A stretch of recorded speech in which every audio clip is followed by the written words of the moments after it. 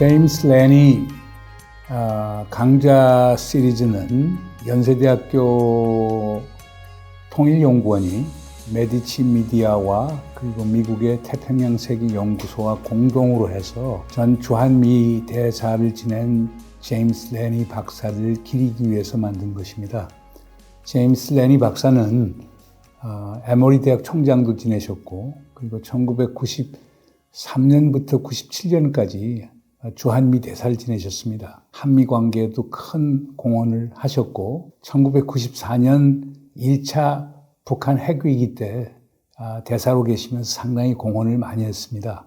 그래서 그분을 기리기 위해서 연세대학교와 태평양 세계연구소가 제임스 레니 석좌교수제를 만들었습니다. 제임스 레니 석좌교수제의 프로그램의 일환으로 미국과 세계라는 주제의 제임스 레니 강좌를 준비하게 되었습니다. 상당히 새로운 획기적인 접근인데요. 이 강좌가 온라인과 오프라인으로 동시에 진행 예정인데 오늘날 미국 외교정책의 주요 쟁점들 다 다룰 것입니다.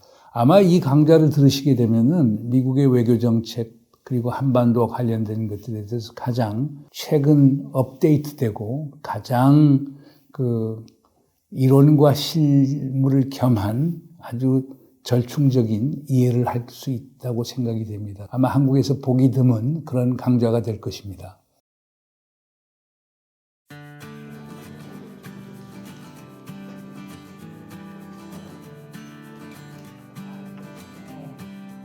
Thank you very much for coming today. We have a quite good crowd. This will be the third in James Laney lecture series, and today we'll be talking about avoiding nuclear catastrophe in Korea. As you all know, that the North Korean nuclear problem has gotten from bad to worse. Okay? And the other day, I attended a webinar, and they were some participants were making very interesting arguments, saying that we had a war in Ukraine and now Gaza, and then what will be the next? Some participants say Taiwan Strait, the other were arguing that the Korean Peninsula could be the other domino of this global conflict. And I was very worrisome because some folks were arguing that the Korean Peninsula can be more dangerous than Taiwan Strait.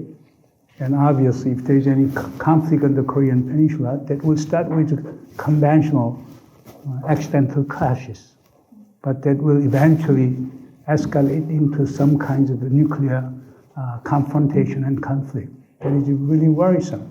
If there is any kind of nuclear war on the Korean Peninsula, that will be that will bring about the catastrophic outcomes. I think that kinds of forecasting is not necessarily groundless. The situation of the Korean Peninsula has been getting very dire and very serious. Okay? North Korea has declared that now it is giving up no first use doctrine, and also North Korea has been arguing that now it is entitled to have first so-called preemptive strike as a second mission of nuclear weapons. And furthermore, Kim Jong-un of North Korea said that it has deployed tactical nuclear weapons along the front line. And also President Yoon Suk-yeol has been very, very reactive to that kind of move by North Korea. Okay? President Yoon Suk-yeol has been arguing that we should pursue preemption doctrine, and also he has been emphasizing the importance of massive punishment and retaliation. During the Moon Festival, he visited the frontline military bases, and he urged our soldiers at the front line to retaliate within 1 second if North Korea undertakes any kind of provocative move, okay, and with 110,000 times more firepower. It's very worrisome, and there are no channels of communication between the North and the South. And there are no elements of crisis stability, risk reduction, and de-escalation. And I think that make the Korean Peninsula much more, dangerous. With this, background, we decided to invite two distinguished, experts on this topic. And obviously, you all know he doesn't have a doctor, but he's a modern doctor, Dr./Mr. Robert Carlin. Let us give a big applause to Bob Carlin.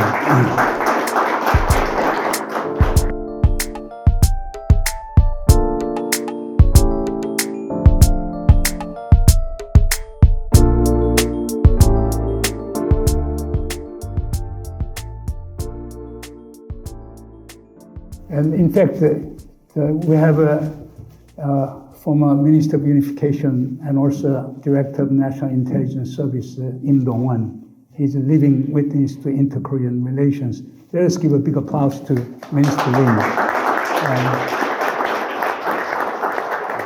Minister Lim told me that when he was the head of National Intelligence Service, he had a chance to visit Washington, D.C., and he was briefed by CIA on the Korean situation. And Bob Carlin was the person who gave a briefing.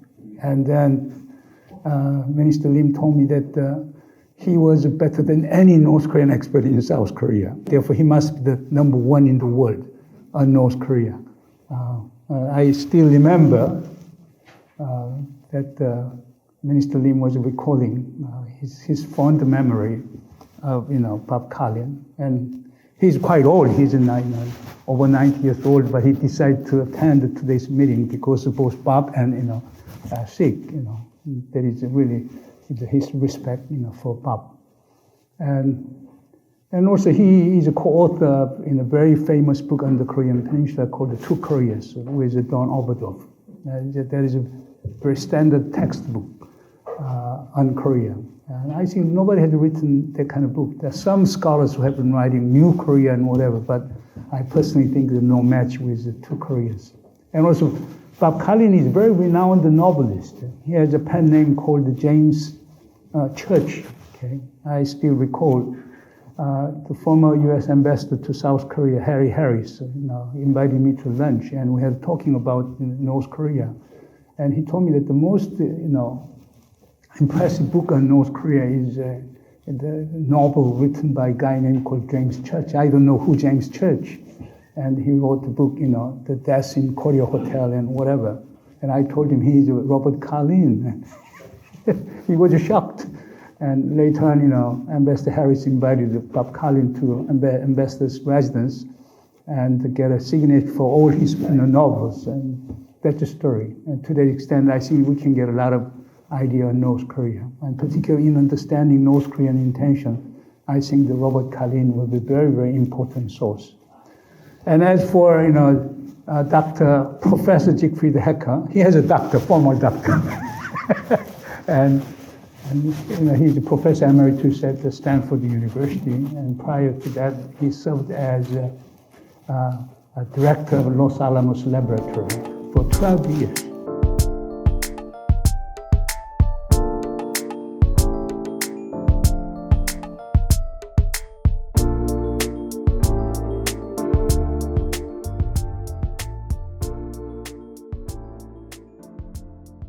Okay. And in fact, Professor Hecker was telling me just before we came down here that why in South Korea, the whole head of scientific research organization changes when there is a change of the government. But in the US, I sustained 3 different administrations.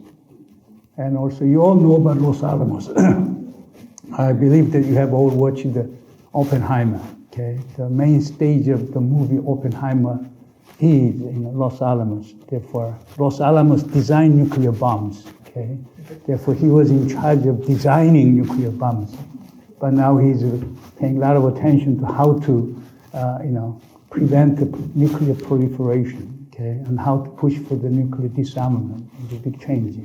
Anyhow, recently, he completed his not the last book, right? You'll be writing another book, right? The book is, in Korean it's called 핵이 변곡전. The English title is Hinge Point. Okay? It's a very thick book, but it's really, I would say it's a reservoir of all the memories and facts on the North Korean nuclear issue since early 1990s. Therefore, I strongly recommend you to buy this book. Okay, with this in a quite lengthy introduction, okay, let me invite each of today's speakers. And we'll start with Robert Carlin. Bob will give about a 20-minute brief lecture on his reading of North Korea and the nuclear issue. And that will be followed by Professor Hecker's lecture on North Korean nuclear situation. And after that, we'll have about a 30 to 40-minute conversation between them and me. And then I will open it to the floor. They will have free questions and comments from the floor.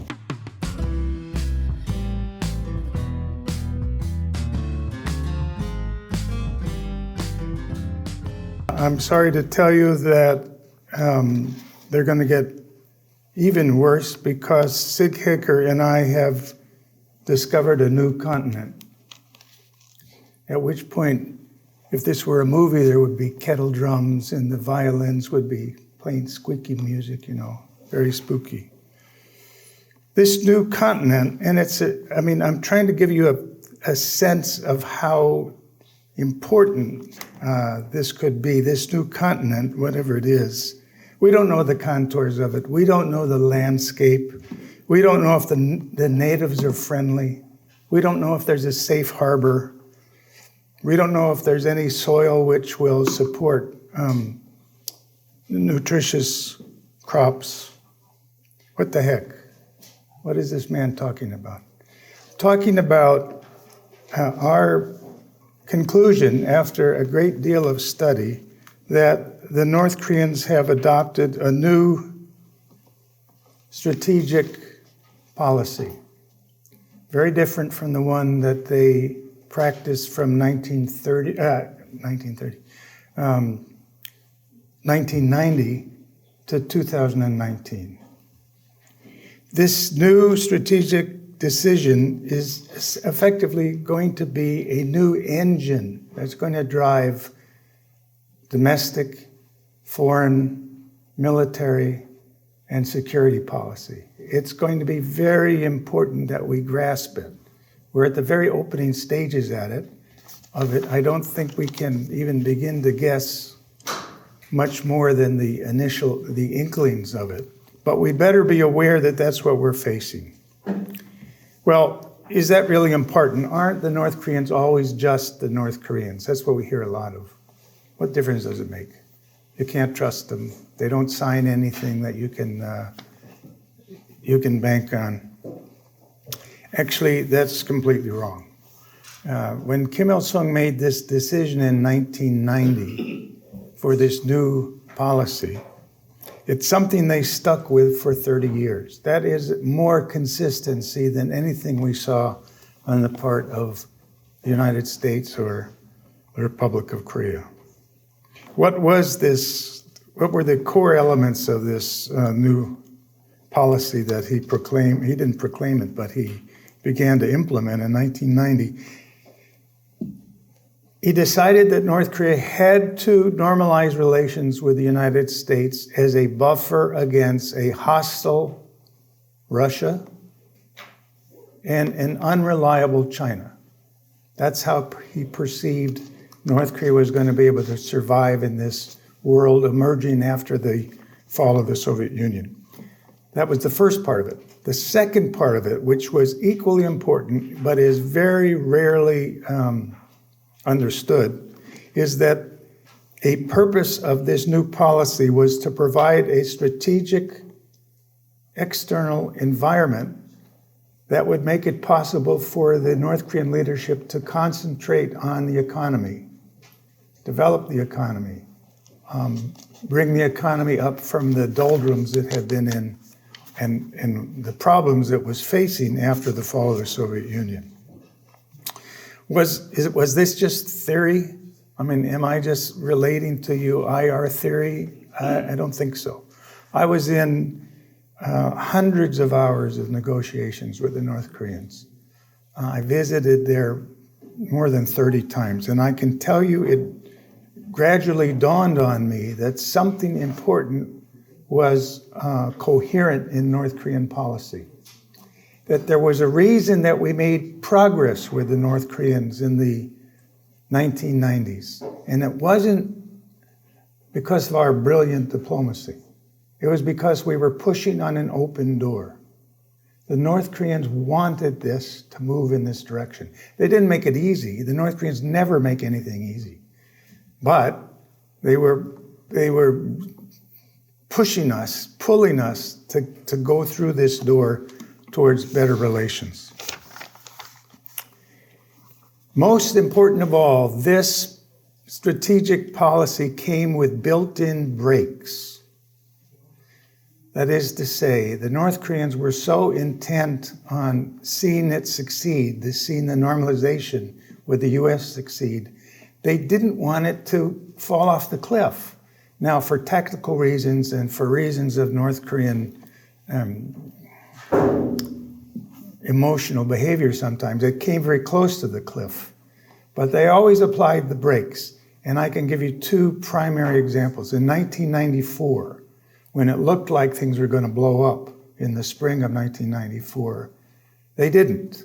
And everybody gives credit to Jimmy Carter for that. And we have to thank God that Jimmy Carter showed up because it was really important. But it was the North Koreans, even before he got there, who were prepared to back off from this because they were involved in a long-term effort to engage the Americans. They didn't want it to blow up. Same thing in 2017. That's generally seen as a sign of great tension.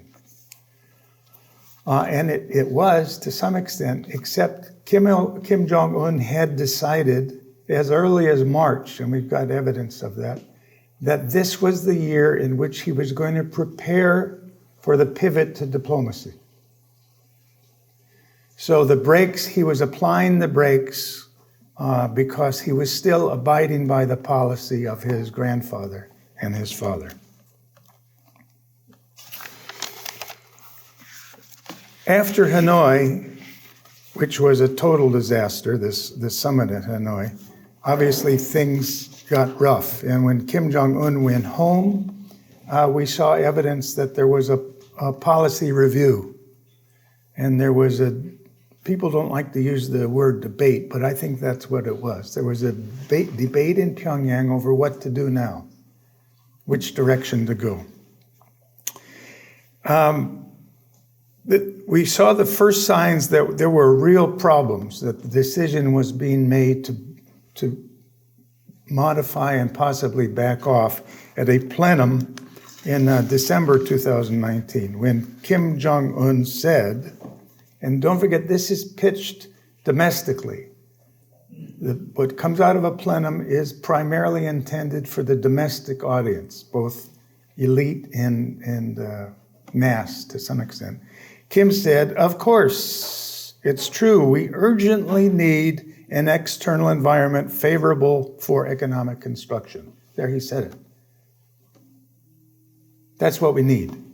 But we can never sell our dignity, which we have so far defended as our own life, in hope of a transformation. We cannot give up the security of our future just for tangible economic achievements, happiness, and comfort in the reality where absolutely nothing has changed in our external environment. That really is a serious statement because it begins to shake one of the foundations of the core policy, the idea that you need an external environment so that you can develop the economy, and what people have interpreted as, because we want this economic progress, we have to make concessions. And here he's saying, no, we're not going to make concessions for the economy.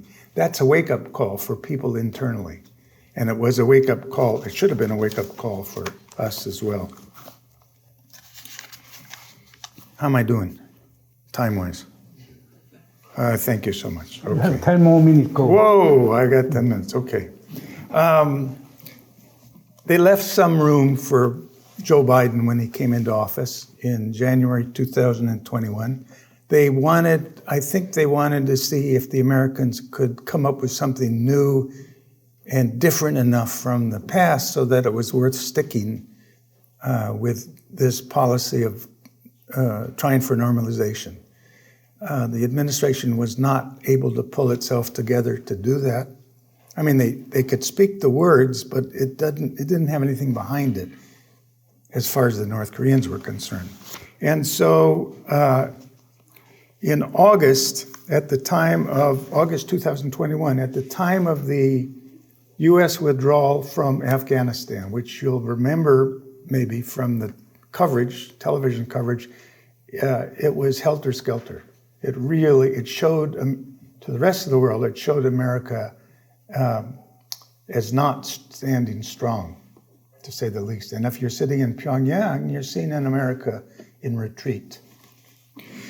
What did we see soon after that in August? We saw the first signs of a new North Korean policy. And it appeared in a place where otherwise people would think it was just wisps of smoke. It wasn't.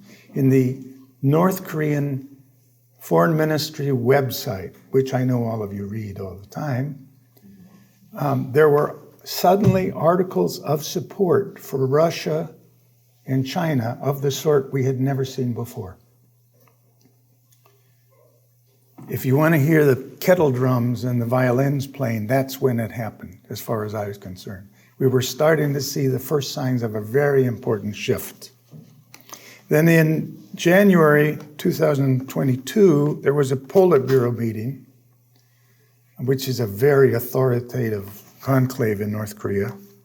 And the decision was made, and the meeting called for action, quote, to consider on an overall scale the trust-building measures we took on our own initiative and to promptly examine the issue of restarting all temporary suspended activities. What does that mean? It means that the halt to long-range missile testing and the halt to nuclear testing was over. The relevant departments were being instructed to get ready to move ahead on these things. That's the end of the policy of engagement with the United States at that point, and they knew it. That was January. In March, you got the first launch of an ICBM since 2017. That's a major signal. It was meant to be a signal. And they started work again at the nuclear testing site. Another signal. They know we can watch that. We know when their trucks and their shovels and everything are working again. But it wasn't just kabuki for our purposes. It was real. That's what they were going to do. This new strategic doctrine is now nearly 2 years old. January 2022 to today. How have we reacted to it? First of all, we're not really, generally people aren't even aware that that's what's gone on. But the fact is, our major focus, you hear it over and over again, deterrence, deterrence, deterrence. If I got a nickel for every time the word deterrence was used in a official government statement, I would be a very rich man. Why do we keep saying that? Is it effective? Well, maybe it has some effect. It certainly hasn't been effective at stopping the North Korean program advancing its nuclear weapons. The number of nuclear weapons has continued to rise, even though we talk about deterrence. So what should we be doing, or what is going on here? We have to be ready when the North Koreans open the door again, and they will. The North Koreans are very good tactically about making us knock on the door and and push against the door and run against the door, and they keep it closed, and suddenly one day they open it, and we stumble through there off balance. But this is going to be a different room than the one we had before. We're not going to be sitting at the table with the same people, with the same objectives in mind. And if we're not ready for that, if we don't understand that, if we don't understand that they expect and need new things from us in order for us to get something we need, these negotiations are going to fail very quickly. And when they fail, people in capitals in Seoul and Washington are going to say, see, we told you, you can't deal with the North Koreans. It's impossible.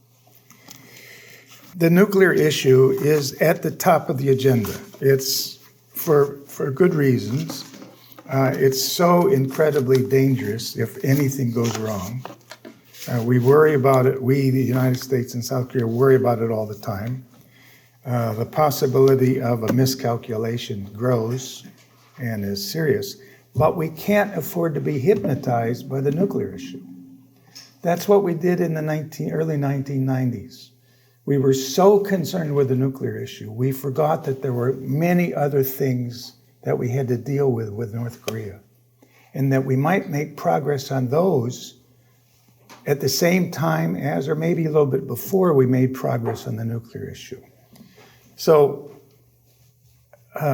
rather than describe this continent anymore, what I would say is we've got a lot of work to do in these early stages, watching carefully what the North Koreans say and do, trying to figure out what their thinking is now with this new strategic decision.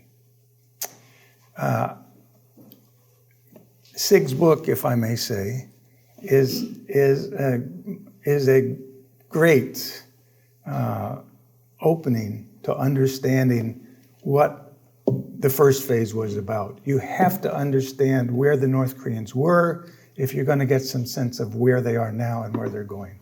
So I'll leave it to you, Sig. Thank you.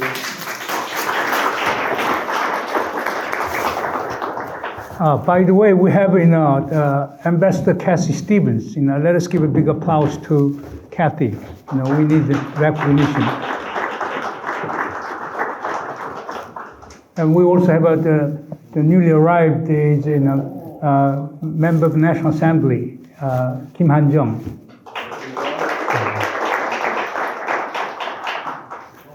Okay, now, Professor Hecker.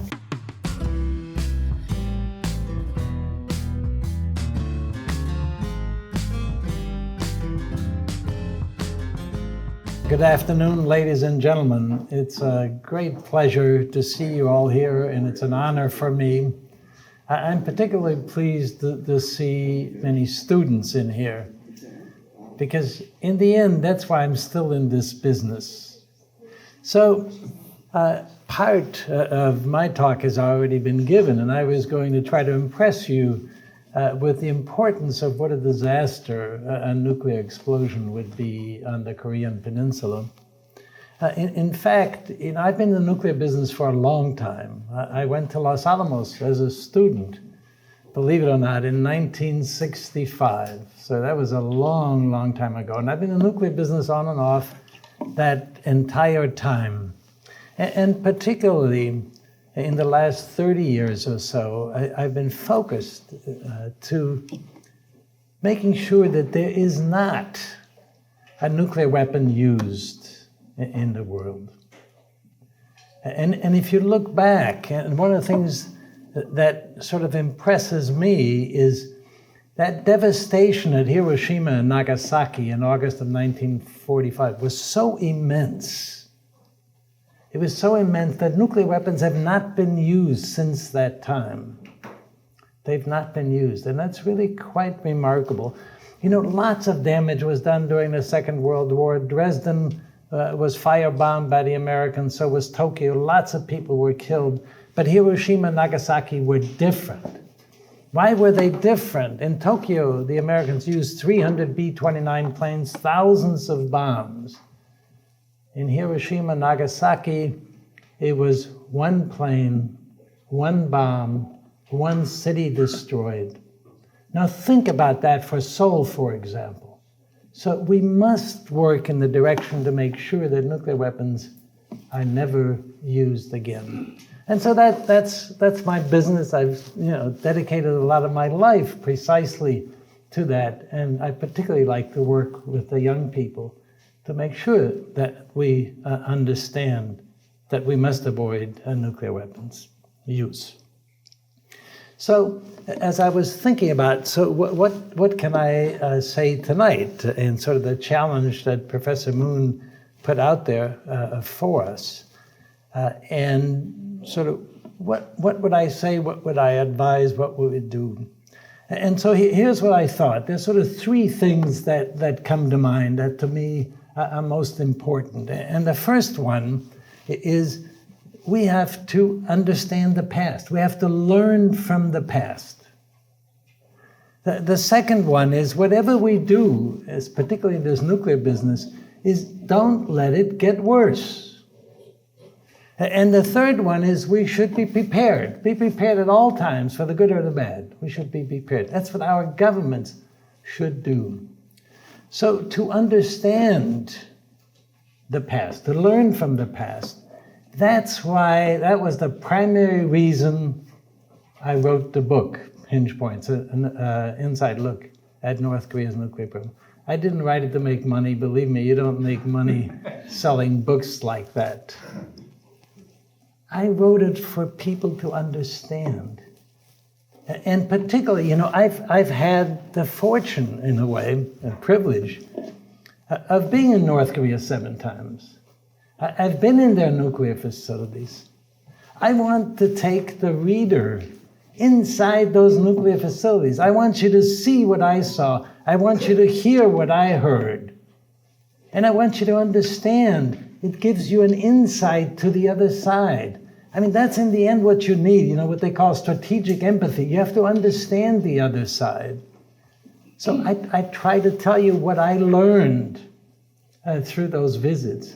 And quite frankly, it was remarkable. And it wasn't just the facilities. I mean, I've seen those facilities before. I've been in every nuclear facility. I've been in nuclear facilities of every country that has a declared nuclear weapons program. In the Russians one many, many times. In the Chinese as well as India, Pakistan, UK, and France. So the facilities, I want you to understand what's there. In the book, I give a little tutorial on what you need to know about nuclear weapons. And I wrote the tutorial based on how I teach, for non-technical people as well. So I want you to meet the people on the North Korean side. They don't have horns. I mean, they're professional. They're doing this for defense of their country. And then I also had the fortune with people like Bob Carlin and Professor John Lewis, who took me there in the first place, to meet the diplomats. So I met the diplomats, and the discussions that I've had with them, I just found them fascinating. That's what I share throughout the book. And so I hope you read the book. Don't just read the introduction. It doesn't give you that flavor. You have to dig inside, and that's why I wrote it. So you have to learn from the past. So what I learned from that past is what Mr. Carlin had just pointed out, is that as we look at how North Korea has developed, and particularly into the nuclear program, there was this fundamental change by Kim Il-sung in 1990, the policy of seeking normalization with the United States, and for that he needed diplomacy. But particularly as you went on through the 90s, they also realized, look, we got to have make sure that we have an option, that we have a backup, and so we're going to do the nuclear program. And then what I try to convince you in the book is they have a dual path, and they've had this dual path program, through all those years. The dual path was, we're going to do diplomacy because we would like to get normalization, but we'll also make sure that we keep the nuclear weapon option there. And that's what happened even during the agreed framework. And I explained that. It wasn't just that North Koreans did start to play around with enriching uranium while they agreed to stop the plutonium program, but they kept the plutonium things alive in terms of nuclear weapons design. What I saw in 2004 when I went there, it was clear they didn't stop everything. Does that mean they were cheating? No, they were not cheating. They actually had this dual-track policy. And then all the way through, what I found is the dual-track policy. When the North Koreans took another step, for instance, by launching a rocket or a missile, or by doing a nuclear test, then that created hinge points, decision points. Then the governments, United States, South Korea, had to make a decision. What do we do now? North Korea just launched a missile. They just did a nuclear test. What do we do? Well, unfortunately, what I found over all those years, we made the wrong decisions. Some people say, well, we caused the North Koreans to develop nuclear weapons. It wasn't our fault. But we had a chance to stop them. We had a chance to perhaps roll it back. And we missed those opportunities because we made the wrong decisions at these hinge points. And by the way, this, I know the political world is divided into left and right, blue and red, but it didn't matter who was in the administration in the United States, for example. And almost for that matter, it didn't matter who was there in South Korea either. We made these mistakes. We didn't have the fundamental understanding of what the North Koreans were actually doing. And when we had a chance to turn them back, we weren't willing to take the risk. And I'm a technical guy. That's my upbringing. And I took a look at what risks would have been involved. For example, the first big hinge point was when the Bush administration came in, and particularly John Bolton helped to engineer this. They killed the agreed framework because they said the North Koreans were cheating doing this development of the uranium enrichment. And a technical guy like me would say, why in the world would you walk away, allow them to restart the nuclear program with plutonium, which they could build a bomb in 6 months? If they follow uranium enrichment, it take them 10 years to do that. Why make that decision? I mean, it's an incredibly poor decision. People who made that decision have never lived up to the fact that there was an enormous mistake. That's one of those hinge points. But then President Obama comes from totally different politics. He made mistakes.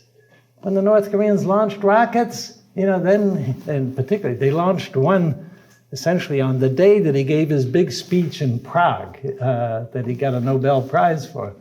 And so he never recovered from that. Again, made the similar mistakes. Then President Trump, went from disaster the first year to reaching out at Singapore to walking away Hanoi. That was another big hinge point.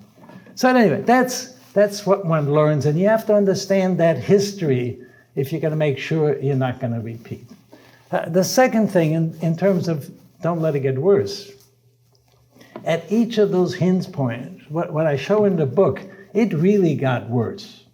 So for example, in the Bush hinge point with the agreed framework, so they had stopped the production of plutonium because the reactor was shut down. Actually, two bigger reactors, which would have made much, much more plutonium. The first one would make essentially 6 kilograms a year. That's more or less one bomb's worth. The other two reactors would have given them the capability of making about 300 kilograms a year. And those two died. The agreed framework has never been given the credit for the fact that those two died. Today, the North Koreans have maybe 50 kilograms of plutonium. After 37 years of operation of that reactor, because only it was on every now and then. And they could have made so much more. So to make a decision that you're going to go ahead and kill the agreed framework, that made it worse. Similarly, at the Obama hinge points, when he walked away from the so-called Leap Day deal, we would have had a chance to get back into those facilities, have Yongbyon halt again, see what they actually have in the rest. I saw a lot, but not everything, particularly not by 2012. We made it worse. And then when Trump walked away, we really made it worse. And I actually came back, my frustration, and you'll see that in the book. I mean, I'd come back and I'd brief people in Washington. I've briefed Secretary Condi Rice when she was there in the Bush administration. I briefed Secretary Hillary Clinton. I remember I came back in 2010 when Bob Carlin and I were there. They showed us the uranium centrifuge facility. I came back, I briefed Secretary Clinton. By the way, I was never working for the government in any of these. I was working in Los Alamos lab, which was run by University of California and then out at Stanford. So I was a track 2 non-official, non-governmental. But still, I mean, I love my government. I went back and so I said, hey, look, this is what they showed me. And I said at that point, I made a briefing for Secretary Clinton. I said, look, the bottom line is, I think we should do 3 no's with the North Koreans. And that is no more bombs, no better bombs, and no export. Don't do the CVID stuff. First of all, it's not possible. Complete, you never know. Verifiable, you'll never verify it. Irreversible is totally impossible. I mean, once they've done nuclear tests, it's impossible to make it irreversible. I said, don't do it. Don't make it worse. They made it worse. Okay, third one, be prepared. So, be prepared for the bad. And as Mr. Carlin, had just pointed out, right now we're in a bad period. So if they've walked away from, accommodation with the U.S. and going back with Russia, with China, that's really bad. So what do we do at that point? Well, from my standpoint, prepare for the bad. So here's what I would do. And particularly, you can appreciate these days as you see what's going on around the world, in Ukraine, in the Middle East, where rockets are flying back and forth. Fortunately, none of them are nuclear rockets, but rockets are flying. You have to have some defense. And so defense is important. If something's going to come across, you got to have some defense. And that defense also then has to be, suppose more than just those conventional rockets fly across. And suppose one does use chemical weapons. And one doesn't hear much about chemical weapons, but North Korea has chemical weapons. I believe we should be prepared for chemical weapons. What about instead of nuclear bomb, what about a dirty bomb, radioactive dispersal? You can prepare for those things. And in my opinion, we should be preparing. So that's one of the ways to be prepared. We also, in terms of, we have to convince the Americans and we have to convince the South Koreans that it's the alliance that really matters. And so certainly strengthen the alliance. And that requires joint exercises, because you got to be ready if you're going to be prepared. But for heaven's sakes, what I've seen, sort of the advertising of these joint exercises, I keep saying to myself, isn't somebody thinking about what the North Koreans are saying with that? Wouldn't they call that provocative? We're talking about, decapitation strikes. So joint exercises are necessary, but for heaven's sakes, we ought to think clearly. They have to be defensive oriented from a standpoint of demonstrating, look, you build up the nuclear weapons, we're going to be ready. And so suppose the good comes. Again, right now I'm not very optimistic about the good. But as Mr. Carlin said, the North Koreans in the end are pragmatic. They're not ideological, they're not religious. So unlike the Middle East or the ideology of the Ukraine, they're different. I mean, they're pragmatic. They've switched before, they could switch again. And so we need to think about, how people ask me, do you have any hope? I said, of course I have hope. Not much in the near term, unfortunately, but never say never, in the long term. So we should be prepared. And for that, understand and learn, from the past.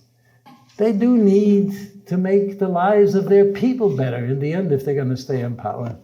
For that, you got to bring the economy up. So even though I'm the nuclear guy worrying about nuclear things, you have to worry about the rest of the story, including the economy. You got to pay attention to that.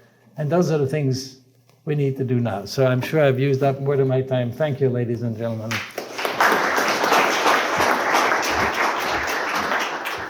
Well, let us give one more big applause to both Carlin and Hecker. Anyhow, it's very fascinating presentations. We had Charles Kupchan and Walter Mead as James Laney lecture series speakers in the past. They were somewhat theoretical and philosophical, but today is very practical and it's very illuminating too. But let me start with this idea of a nuclear catastrophe. Okay, what kinds of scenarios can you think about in a nuclear catastrophe? For example, do you think that North Korea will undertake the 7th nuclear testing? From a technical standpoint, my view of that is they need a 7th nuclear test. They'll need an 8th nuclear test also. They've done 6. They've learned a lot. But they've shown us a lot of missiles. And the same nuclear warhead doesn't fit into all of those different missiles. There are different requirements. They have not yet actually shot a missile all the way across at long distances in a normal trajectory, like out way into the Pacific. They've done them lofted to keep them close by because they can't actually measure all the things they need to measure. There are measurements they still need to make, and you have to translate those measurements as to how they affect the nuclear warhead, that's in the missile. So for those things, you have to do tests, particularly you have all these different type of missiles. So technically they have to do them. I think technically, in my view, they've been prepared for quite some time, because the last one was done, September 3rd, 2017, so a long time ago. They're prepared. They've worked on the tunnels. Of course, the overhead photography watches all of that. So technically, they need to do them. Technically, they're prepared, but they haven't done them, and I don't know why. But let me add sort of my suspicion. In my discussions and visits to China over the years, what I really see the Chinese getting angry about is when the North Koreans do nuclear tests. And so I just wonder in their own relationship, whether the Chinese have just told the North Koreans, whatever you do, don't do another nuclear test, because the big one, which was the last one, the people, right across the border, they were really frightened by what happened, because, the dishes actually shook in the kitchen from that test, even though the test is underground, but nevertheless, that's my view. Wow. Do you think that North Korea will listen to China? And also, if North Korea undertakes 7th nuclear testing, what should we do? Because our government argues that if North Korea undertakes 7th nuclear testing, is really North Korea is crossing the red line. And what kinds of actions can we take? Erase the red line. That's ridiculous. Is this gone? I don't understand why they say it's a red line. They've done 6 already. They do a 7th. We don't like it. It seems to make things worse, but it's not the end of the world. I think a missile test at range into the Pacific is going to be a lot more concerning, and it's certainly going to cause a great flap in the United States. I don't think another test would do that. But anyhow, if North Korea undertakes 7th nuclear testing, would the government take sanctions against North Korea? What other kinds of... I don't know. I have no idea what we could do. I don't see a way out of the box we have put ourselves in. Will they listen to China? In the same way an adolescent will listen to their parents. They're thinking to themselves, I'm out of here in a couple of years, Dad, so don't think I'm going to listen to you forever. I think Kim Jong-un has shown Xi Jinping he doesn't like it when the Chinese push him, and he's going to get around them or push them back sooner or later. What can North Korea get out of the 7th nuclear testing, which entire world doesn't like, including China? Oh, there's lots of things. If I were running their program, there are many tests that I would have in line ready to go. To me, which apparently is not their current strategy, the most important part is just make sure that you have small nuclear weapons for the Scuds and the no-dongs. As I have analyzed their nuclear tests, they most likely have only done 2 of those nuclear tests with highly enriched uranium, and those are targeted for the shorter range missiles. I would not feel comfortable with only having 2 nuclear tests, and particularly for some of their missiles, I'd want to make sure I test a few more of those, so certainly the 7. So that would be more for the short range. That's what I would do.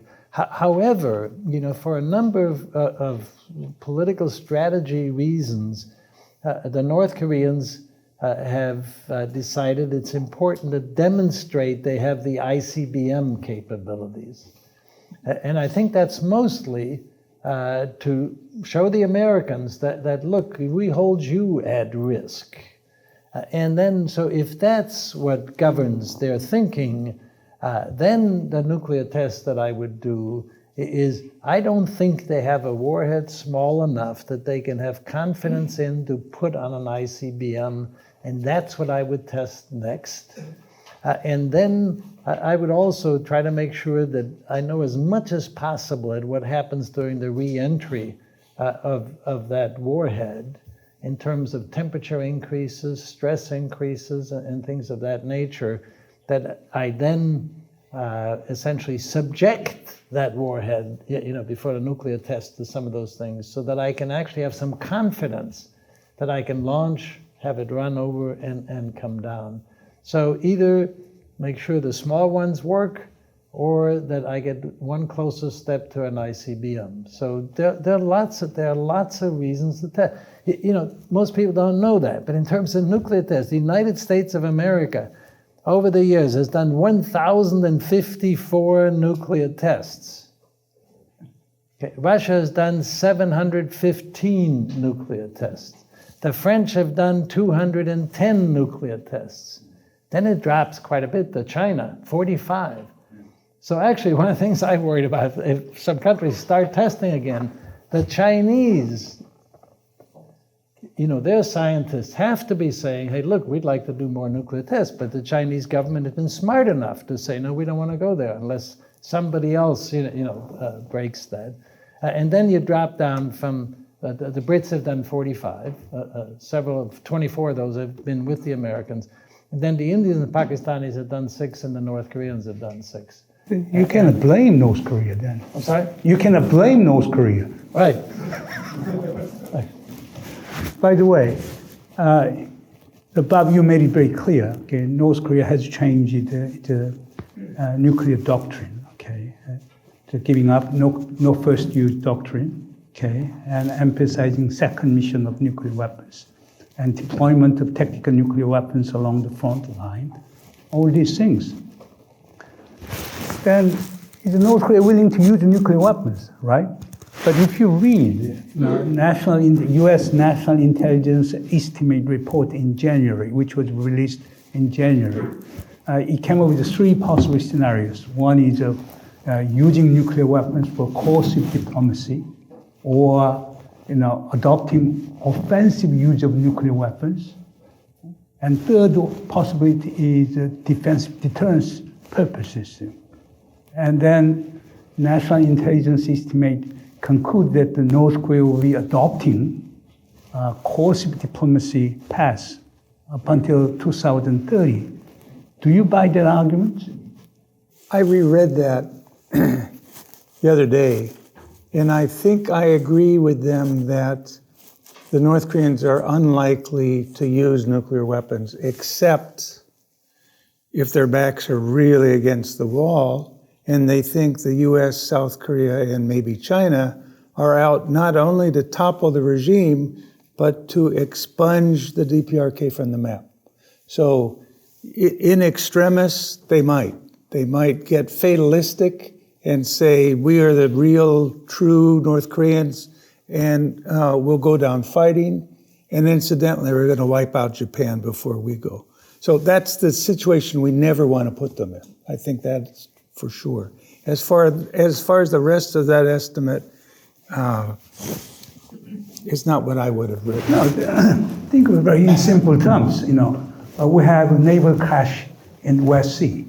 And our government position is what? Punish and retaliate 100 times and 1,000 times. And allocate U.S. conventional forces quite formidable. Okay? North Korea will be fearful of its own existential survival, right?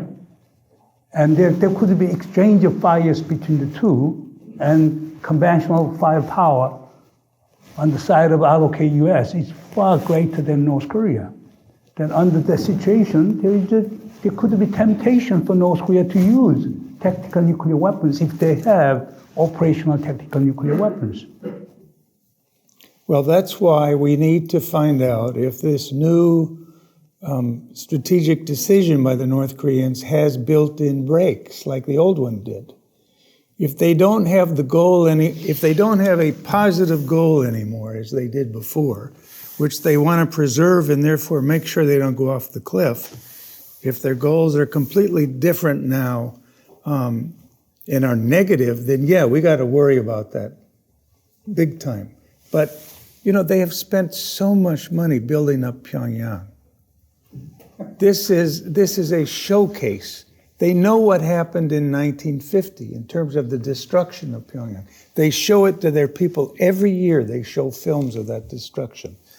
I really don't think they want to go through that again. No, there could be different interpretation of past history.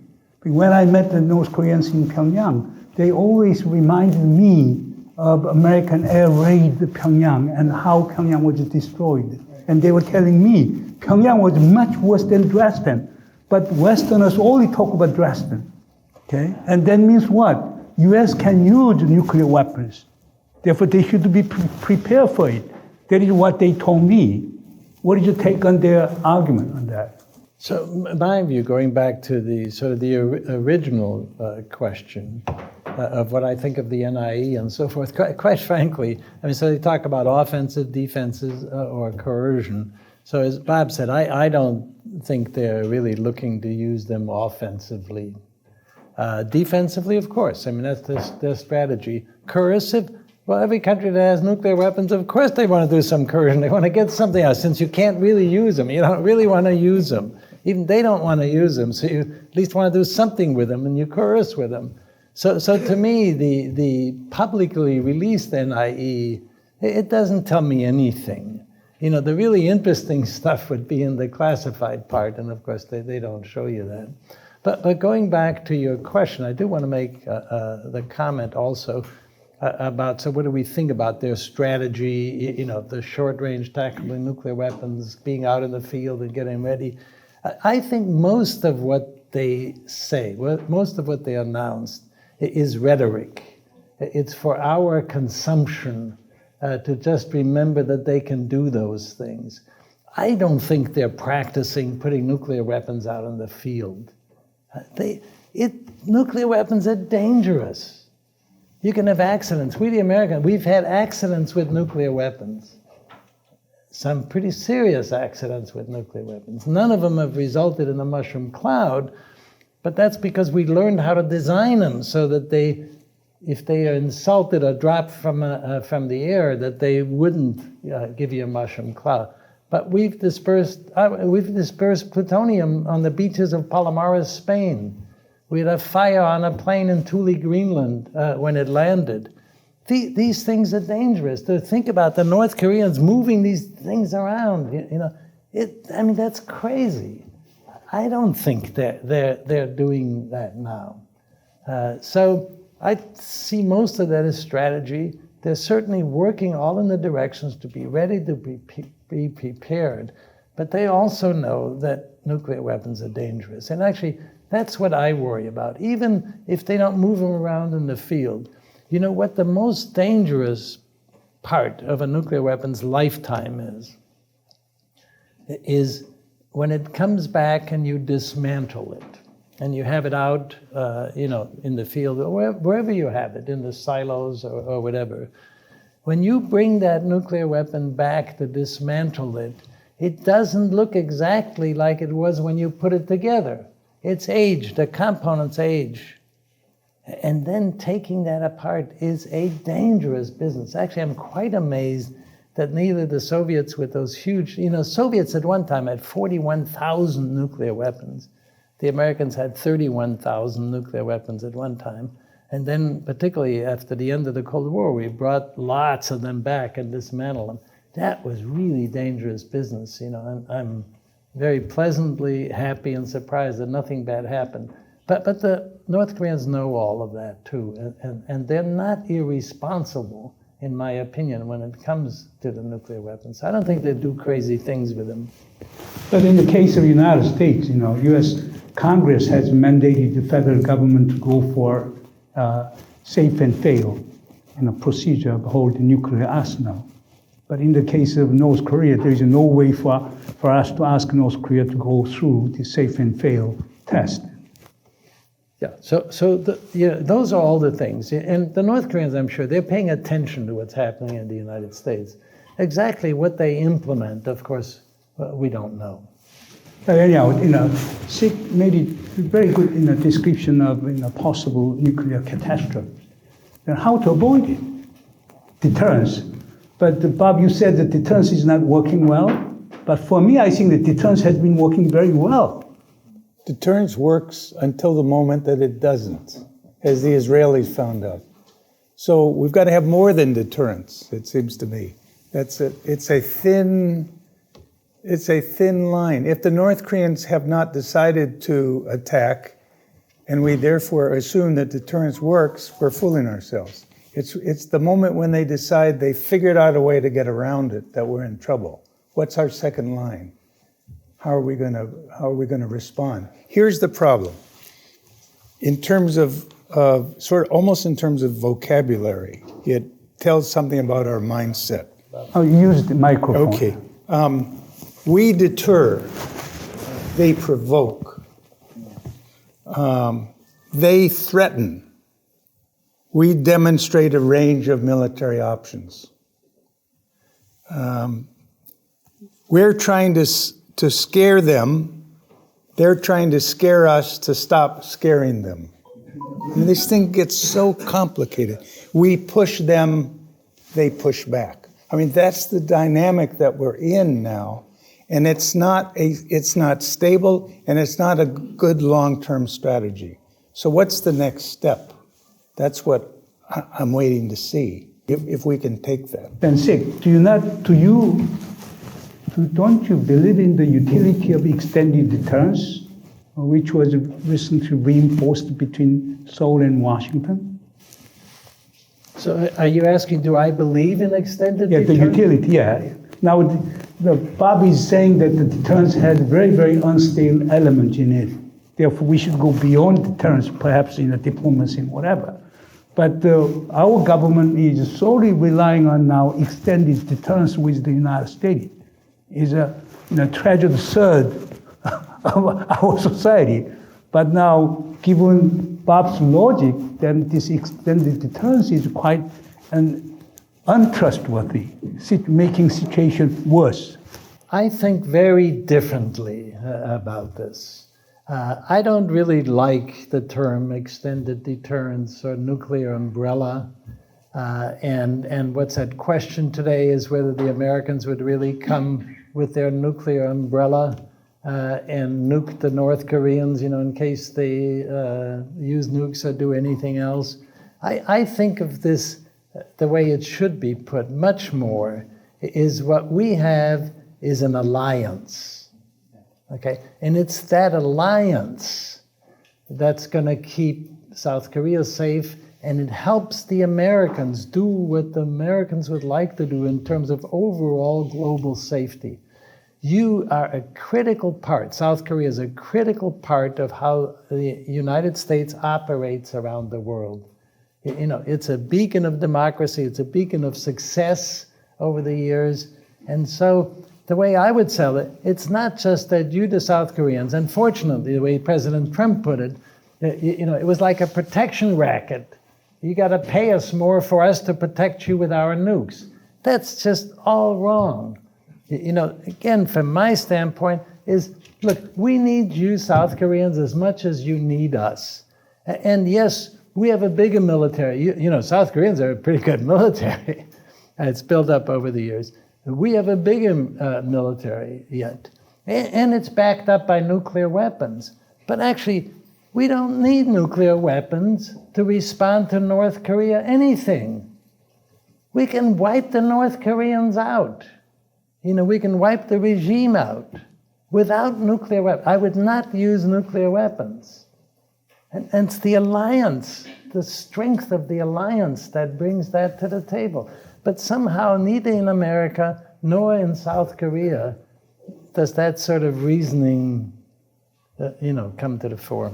Anyhow, in April this year, President Yoon Suk-yeol and President Joe Biden adopted the Washington Declaration, and then United States assured nuclear consultative group, which is very similar to the nuclear planning group with NATO, and therefore we Korean people strongly believe in the utility of this extended nuclear deterrence.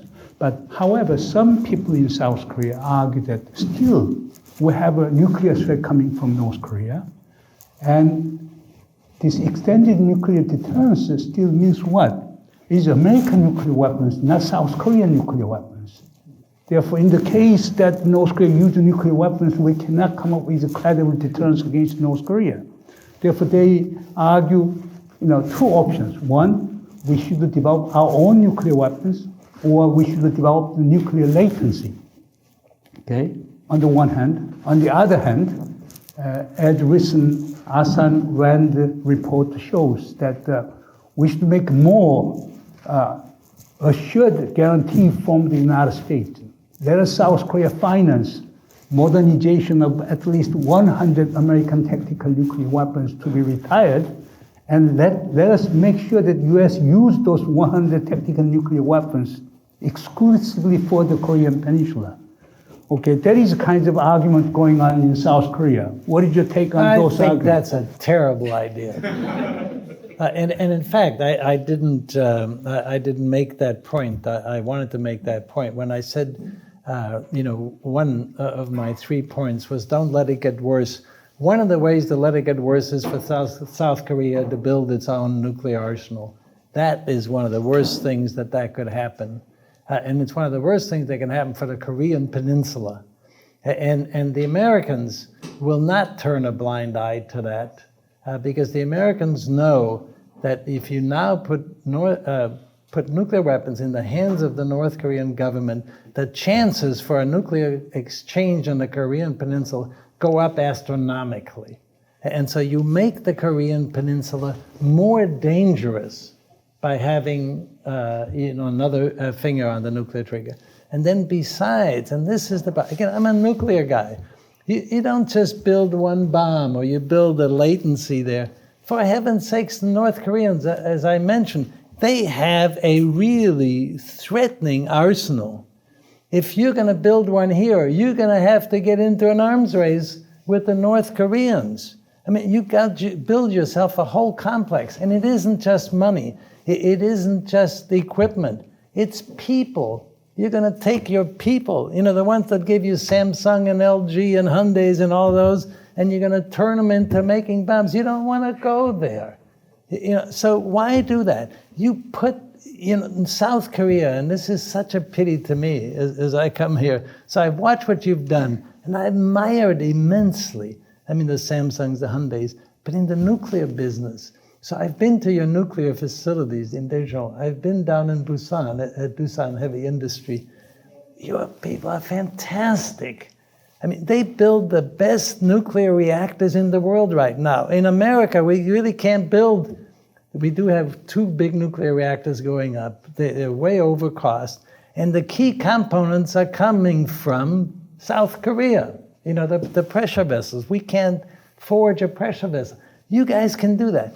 You can sell nuclear reactors around the world. You can help the world, to combat global climate change. Why in the world do you want to go build bombs and you can't do any of that? I mean, it's just, to me, it's just, I know there's this other feeling that, they do it. And of course, we're technical competent. Of course, South Korea can build.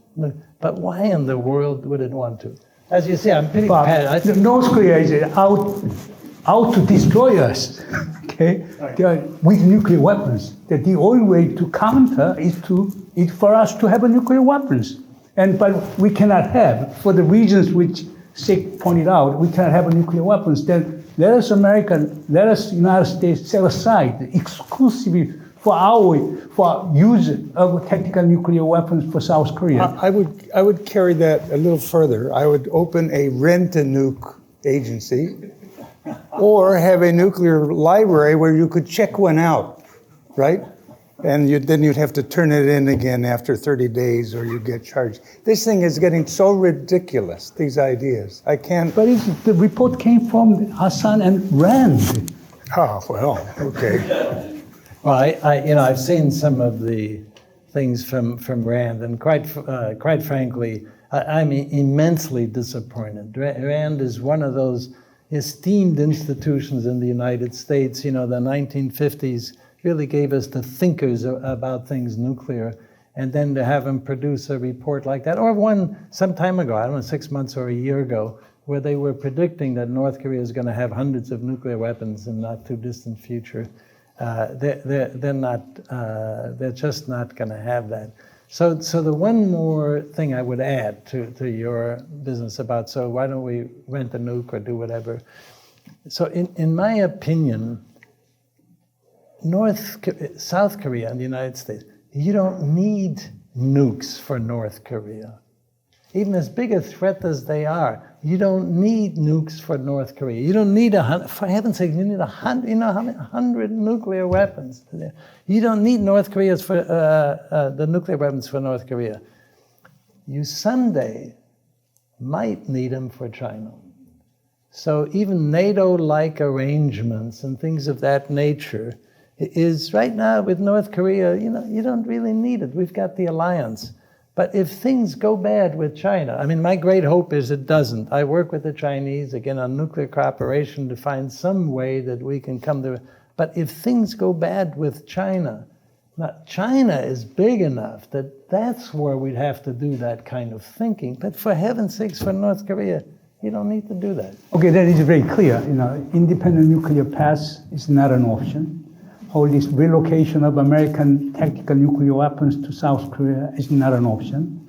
And exclusive allocation of modernized tactical nuclear weapons for the use on the Korean Peninsula is not an option, right? And then for the time being, extended nuclear deterrence is the only option. But with that alone, we cannot come up with crisis stability. We cannot come up with the de-escalation. Therefore, we need the diplomacy here. Okay, Bob, what kinds of diplomatic options do you have in mind? Gotta tell you, use microphone. Okay, we've got a new continent out there. I knew what diplomacy was and how it would work with the old North Korean strategic concepts. I don't know if those are still going to work. They wanted normalization with us. And they were going to fashion whatever diplomacy they had to that end. And if that meant using chips on the nuclear front, they would calculate how much that was worth to them to get to their goal. If that isn't their goal anymore, then I don't know what the currency is. We need to find out what that is first. And for that, you got to sit down and talk to them. But they're not coming out. They are only talking with Moscow and Beijing. And also, even our government is kicking them away. Well, what should we do?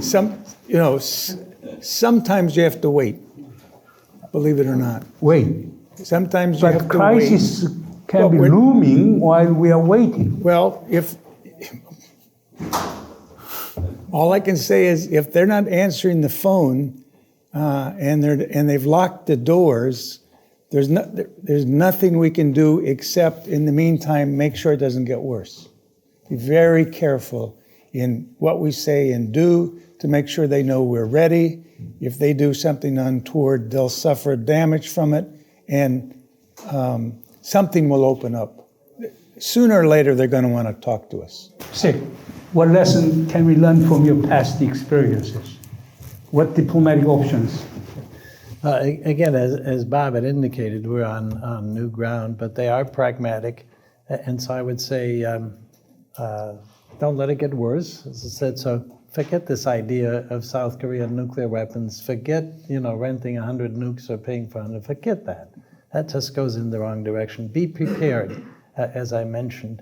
And so I'm really serious about the defense business and thinking through what other sort of damage could be caused if things get out of hand. So I would certainly say that's an important aspect, is continue to be prepared. And then unfortunately, not to go in the direction of making it better, what we can do is as part of this new continent that I'm worried about. And I mentioned it yesterday in a talk I gave at Ewha University, I'm worried about the confluence of two things. Bob mentioned the one is that North Korea has made this strategic decision to move away from the United States towards Russia and towards China. And that, the confluence of that, with Russia going rogue in the nuclear arena, with Russia becoming a non-responsible nuclear state. And that's what I work on a lot. That's what I study a lot. I've worked with the Russians a lot. I work with the Soviets. And what I maintain, in spite of the fact that we had this intense rivalry with the Soviets, there are certain things we agreed on. It's not good to have proliferation to other countries. And the Soviets were actually really responsible.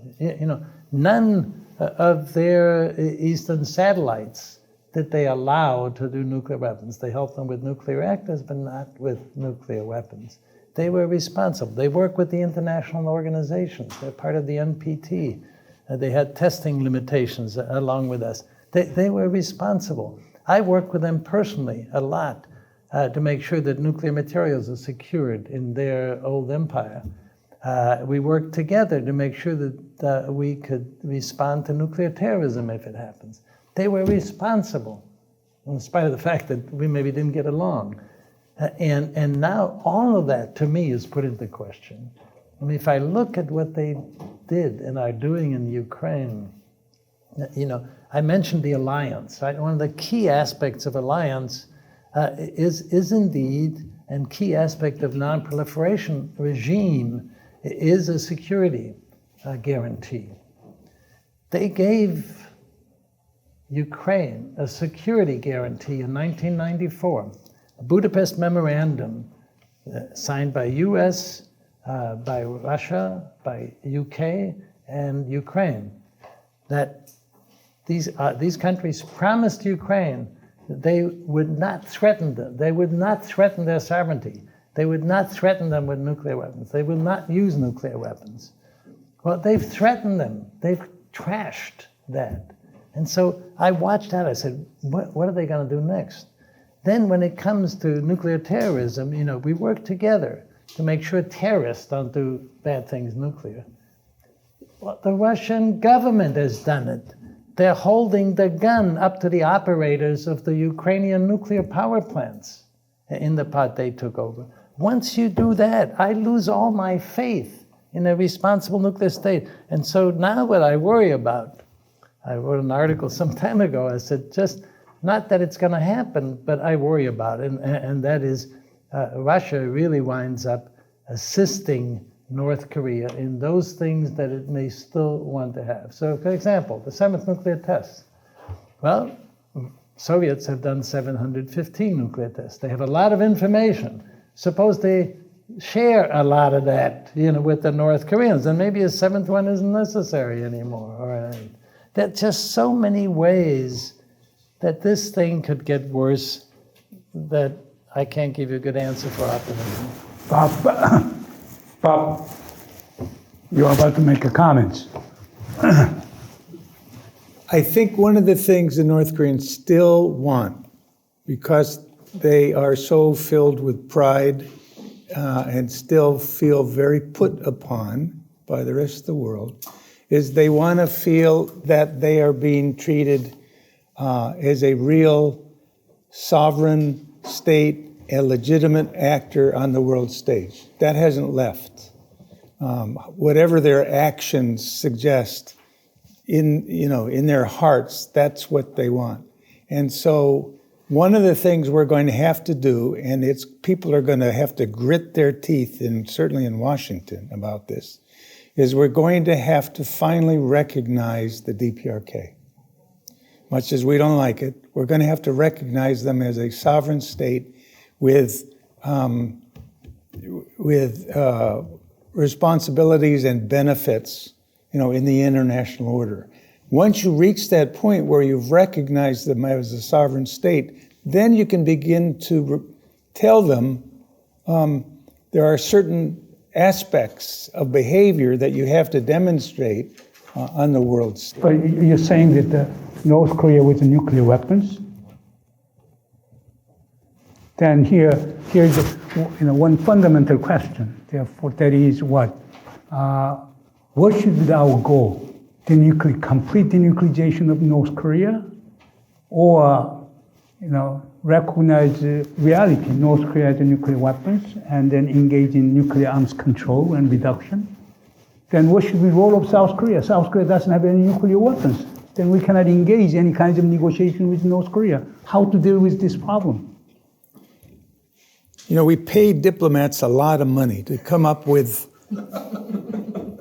imaginative solutions to exactly that problem. So I don't think it's beyond the possibility of our figuring out how to fold in South Korea, a non-nuclear state, into discussions among nuclear states. Great deal of South Korean diplomat favor independent nuclear pact. Who does? The diplomats in South Korea, they favor alliance, deterrence, and transfer of American tactical nuclear weapons to South Korea. And if those options do not work, then either nuclear sharing or go for our own independent nuclear weapons.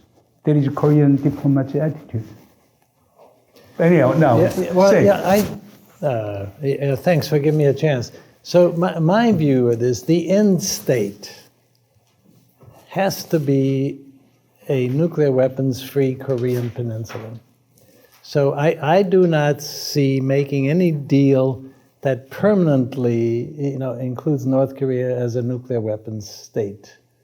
Of course, some people will say, well, why don't you just let them do like India and Pakistan, their de facto nuclear state? Well, India, Pakistan is a very different situation. They have nuclear weapons against each other. Here we have a completely different situation. I mean, you have South Korea, you have North Korea, you have Japan, you have China, you have the United States, you also have Russia there. I can't see a final end state that doesn't have conflict if the North Koreans have nuclear weapons. In 2018, just before the Singapore summit, Bob and I and one of my assistants, actually, who helped me with the book, Elliot Serban, we put together a concept that said, what would we do now in 2018? And that was a reasonably hopeful time because we were going towards the summit, we had some hope. And we said, again, the end state is no nuclear weapons on the Korea Peninsula. However, to get there, what we suggested is sort of 3 steps. Halt. So if you're actually going to talk, you got to start building bombs. So halt. And then roll back. So the halt, we said, within 1 year you can halt sufficiently that we can verify. Halt nuclear weapons enterprise. Then start to roll back. So actually take some steps where you roll back. And then, up to 5 years or so. And then you move towards the elimination. And so by 10 years time frame, we thought you'd have a chance. Maybe it would take 15 years, but something like that. You'd have a chance in that time to actually work all these other issues, the economic issues and all of those, to actually get there. So that's what you'd like to do. You do it in that progression. And then people would say to me, well, but how would you ever know? Suppose they roll back, or suppose you eliminate. How do you know that it's eliminated? Well, that's a very difficult, problem. However, my solution to that was, first of all, in an adversarial situation with nuclear weapons, the problem with nuclear weapons, it only takes 6 kilograms of plutonium, for a bomb. I can put the 6 kilogram plutonium, I can hide it any place, So it's almost just impossible to verify if you're going to get down to that level of a bomb or two. And so our suggestion was that what we could work with the North Koreans is what I call cooperative conversion of the nuclear weapons enterprise to civilian nuclear enterprise, plus civilian space. Okay, so that if the North Koreans agree, we say, hey, look, we will take these additional steps to work with you. And when you do it cooperatively means we're in there with them. South Korea is in there with them. And we will help them also financially. We do it cooperatively. Then you have a chance for verification. And it didn't fly with the United States. One of my great frustrations, a civilian nuclear program in North Korea is nowhere near as dangerous as we're in the world we are now. As you see, I get excited about these things. But the hardliners in South Korea even argue that the denuclearization of North Korea means not only nuclear weapons, but also civilian use of nuclear forces. Therefore, it will be a Herculean task. Yeah, so why would they ever agree to that? I mean, you get civilian nuclear enterprise. This December 8th is the 70th anniversary of President Eisenhower's Atoms for Peace speech. That was his idea at that time, was Atoms for Peace. We'll share the nuclear technology with countries that develop it for peaceful purposes, for nuclear medicine, nuclear power, nuclear, space batteries, whatever, if they don't build nuclear weapons. How can you tell the North Koreans that they can't have a nuclear reactor? That's absurd. Okay, with this one now, I'll open the floor. Okay, make your comment or question shorter. Okay, and also identify yourself. If you're reluctant to speak in English, you speak in Korean, and I will translate. Okay. Okay, who wants to go first? Yes, please identify yourself. It is my great honor to be Professor Hecker. Okay, and then I have a question to you. Two questions. Identify yourself. I'm sorry. My name is Sang-Yeol Park. I am working at the law firm, the Lee & Co, and then I am the advisor here, and then I am the doctor in the nuclear engineering. Studied in the Switzerland at Zurich. But I applied Stanford to your lab, but I got rejected 10 years ago.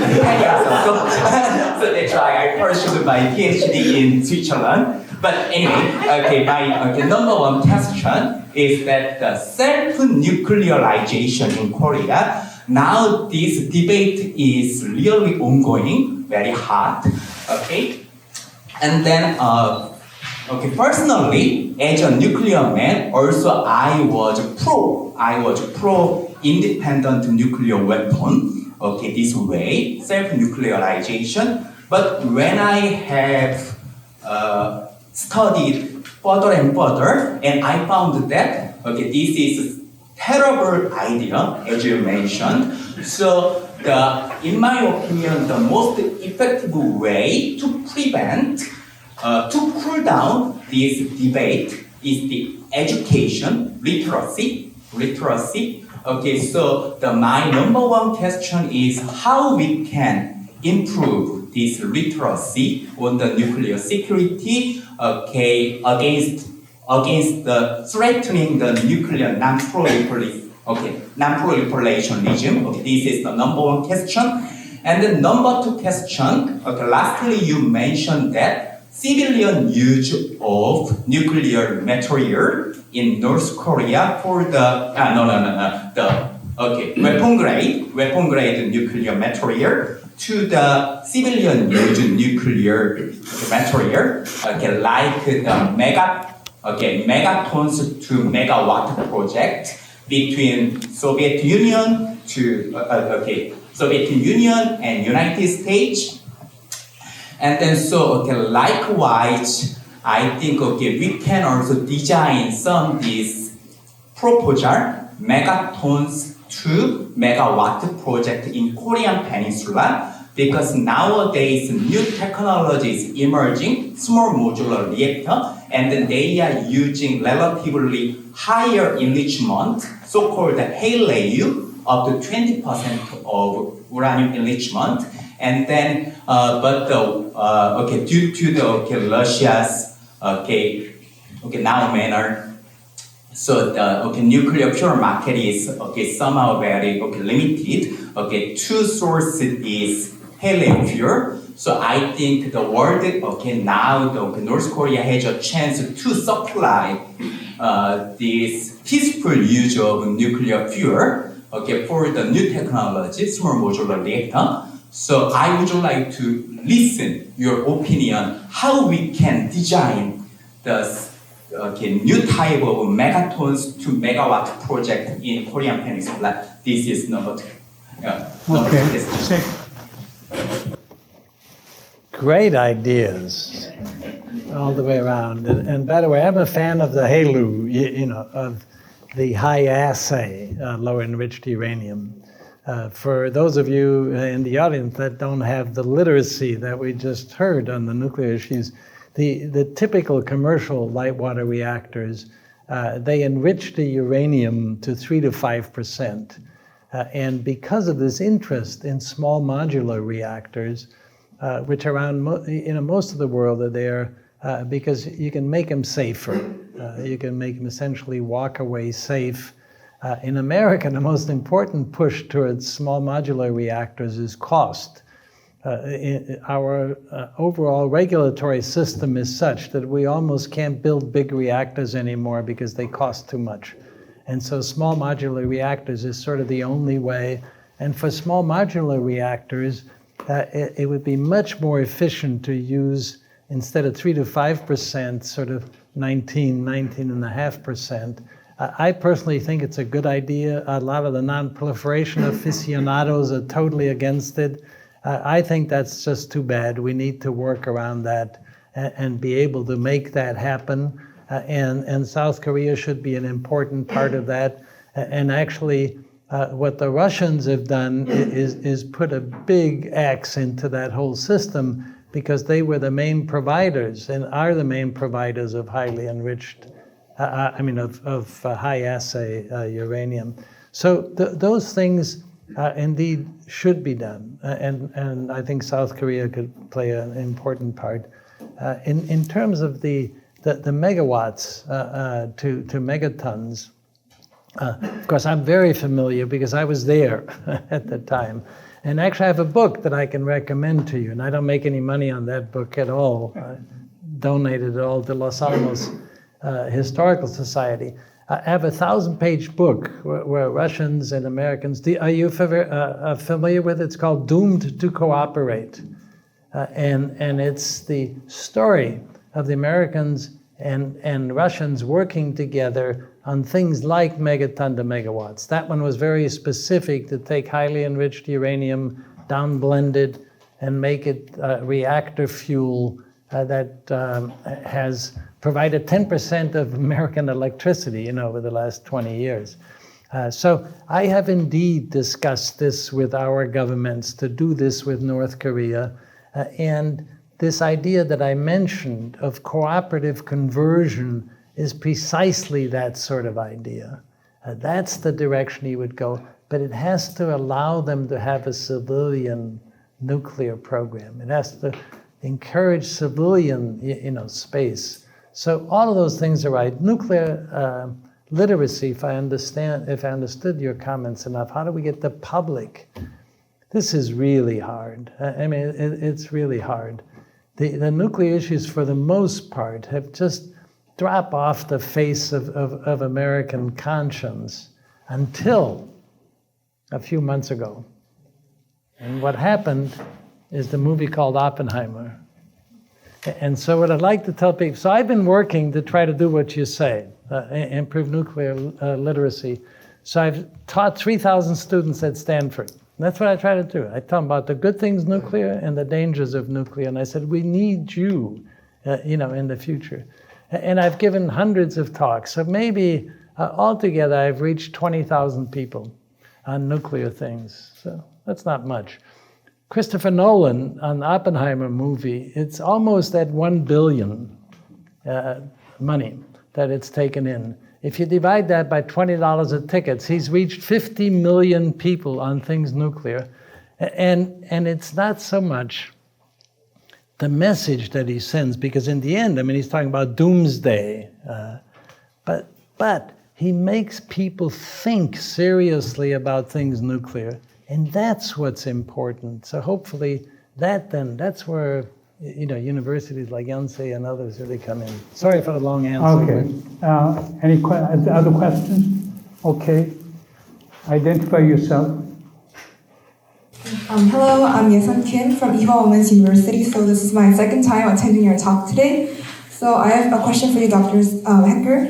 When you visited North Korea, did you find that North Korean people overall were very enthusiastic about the weapons development? Because I remember that yesterday you talked about how the North Korean engineers themselves were very proud of their weapons development, but are regular people also supportive, or are they even aware that the Kim regime is selling humanitarian assistance for weapons development? And thank you for your talk. Maybe I think Bob, you can also give answer to that one too. What was the last part of that, though? understand Selling humanitarian? Could you repeat that? When you visited North Korea, if you felt that also the regular, everyday North Korean people were also supportive of their weapons development, if they were even aware that the Kim regime is selling the humanitarian aid in exchange for weapons development? That's my question. Selling humanitarian aid in exchange for? Giving up the opportunity of receiving. Oh, I see. Okay, use the microphone. I think you can answer to that You want me question. to answer it? Well, we don't generally meet regular, normal North Koreans, so it's really hard to answer that. At the time of the first test, we had reason to believe that the population found that to be a good thing. It meant that their country was stronger and they were, there was some pride, and they were, around the world, people took recognition. That's 2006. Subsequently, I don't know, I haven't heard anything. I don't, other than Daily NK reporting, I really don't know if there's any sense of what the trade-off is between civilian and military spending. The North Korean, the regime, inside the regime, there is an understanding that there are trade-offs, and that money spent on defense, not just money, but resources devoted to defense, technology to defense, college graduates being put into defense, means that the civilian sector is being denied those resources. And there's a debate, or there has been a debate within the regime on that. How far that goes into the population, I doubt. But more than that, North Korea really doesn't accept the term of humanitarian assistance. North Korea argued that the development assistance, yes, but humanitarian assistance, no. Therefore, you cannot really compare humanitarian assistance with nuclear weapons development and others. Therefore, you cannot use it for so-called exchange terms. Okay, any other questions? I'm a PhD student at Yonsei University. I present two speakers' informative lecture. My question is very simple. I'm recasting the two speakers' opinions concerning the level of North Korea's delivery system development, especially re-entry technology of ballistic missile, including ICBM. Do you think North Korea already complete or almost complete re-entry technology now? If you think North Korea has not attained this yet, then how long do you think this will take? Thank you. So very good question. And if I were Kim Jong-un, I would say, no, you haven't demonstrated that to me yet. And so they may be very close. As you probably know, since the way you asked the question, a few years ago they showed Kim Jong-un doing an on-the-spot visit where they showed essentially the re-entry cone, and they had done a test. And the idea was to make us believe that now they know how to do that. Well, one of those tests would not convince me. And so they need to do more tests. Of course, the lofted rockets do also re-enter, but it's a whole different trajectory. It's different stresses, different temperatures. So in my opinion, they cannot have confidence in their re-entry technologies. But North Korea has declared it has mastered re-entry technology, but South Korean observers and American observers question. Maybe Professor Kim can make a comment on that. You want to make a comment? No, a question. Okay. Let's see, Bob has a comment. I was only going to, Steve, you always say, I've always heard you say, for ICBM reentry, that's what they don't have confidence in. Shorter-term missiles, however. Oh, I'm sorry. Yeah, for the shorter-term missiles, again, I don't have the direct knowledge, but yes, I expect them to be able to re-enter in South Korea and in Japan. Okay, Professor Kim, about the University of North Korean Studies. Yeah, my name is Dong Kim. I'm supervisor. I checked the translation of this book. Your book. He's a supervisor of the translation of the book. Well, from what I understand, my Korean friends that have read it, they said that translation is excellent. To me, unfortunately, it looks like hieroglyphics, I'm already Dr. Hecker's things. In particularly, I see death of Kim Jong-il in 2008. Why? Simple. Question is simple. Why North Korea? Why North Korea? Why North Korea live in six-party talk? And in 2008. I'm actually, I have my opinion, but the real expert is right there, so I'm going to have Bob tackle that. They didn't think the six-party talks were worth anything. They were just, my opinion is, they were just using them to stretch out the time to develop the weapon. Don't forget, they had just seen the agreed framework destroyed, right? In 2000 and what? Two and three. So why would they have any confidence in anything the Americans came up with after that? I don't think that they did. And I always thought, and I have great respect for all the people who took part in six-party talks. They worked, I know how hard they worked. They were trying to accomplish something very important. I don't think the North Koreans ever took it seriously. I would like to add one thing, because in the book I cover that period of 2008. And this is a time, Ambassador Stevens knows well of what happened in the United States, but Chris Hill, our ambassador, he tried like crazy, to get a deal yet during the Bush administration before President Bush went out. He tried very, very hard, of course, six-party talks and all these other things. But he was still fighting upstream against others in the White House, so he had a difficult time. And then, in my opinion, sort of the setup as we go through 2008, of course, first of all, then by the August time frame, Kim Jong-il had a stroke. And so they had to worry about succession issues. And to me, so a technical guy, so if I would have been in their technical complex, 2006, they did a nuclear test, and it sort of barely worked. It didn't work well. Less than 1 kiloton. So something went wrong, but they learned a lot, and the technical guys said, we have to test again. We think we know what went wrong, we got to test.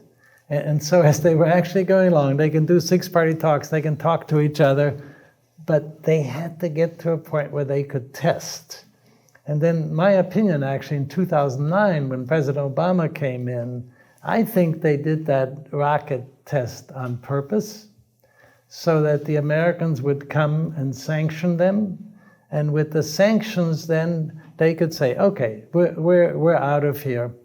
And then they test. So they followed with a test in 2009, shortly, after that rocket test, with a nuclear test. They had to do the second test because if I were Kim Jong-un, I would say, you guys told me you have a bomb and it works, but it didn't work right. So they have to convince themselves, they got to convince the military, they got to convince Kim Jong-il.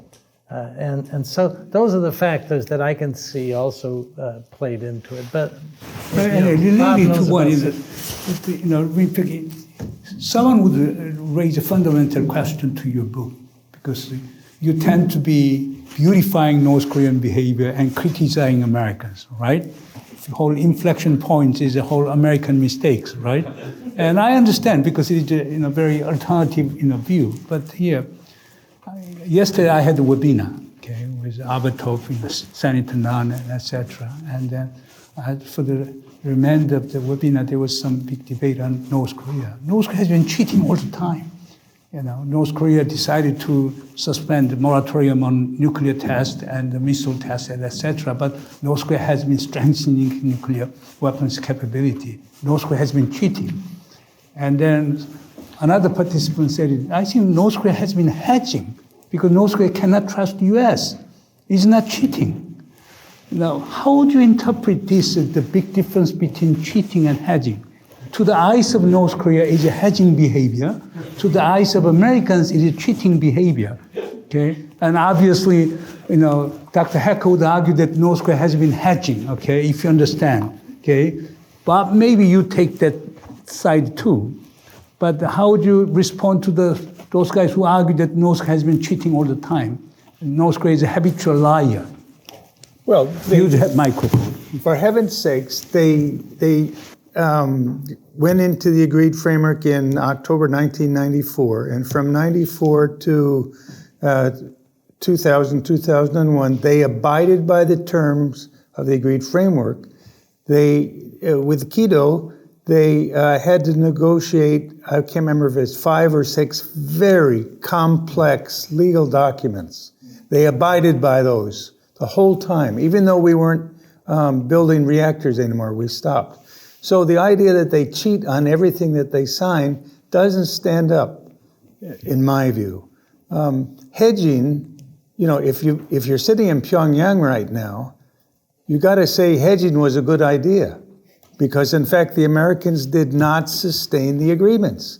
And if they had simply thrown in all their cards when they signed the agreements, they would have been stuck with 0 right now. So unfortunately, we have helped prove for them. We have taught them all the wrong lessons about dealing with us. Whose fault is that? I think we know where it lies. Yeah. Okay. Final comments. Professor Lee Mansuk of Korea Military Academy. My name is Mansuk Lee, and I'm an assistant professor in political science at the Korean Military Academy. I have 2 simple questions. So the Asan and Rand report, earlier mentioned by Professor Moon, estimates that North Korea would likely produce its nuclear warheads up to 300 by 2030. So how many? 300. Okay, yes.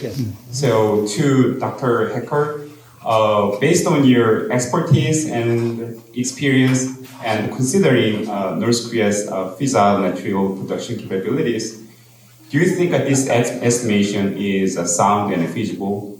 And to Bob Carlin, if this is true, if North Korea were to produce nuclear warheads up to 300, what does this mean strategically on the Korean Peninsula? Thank you. Okay.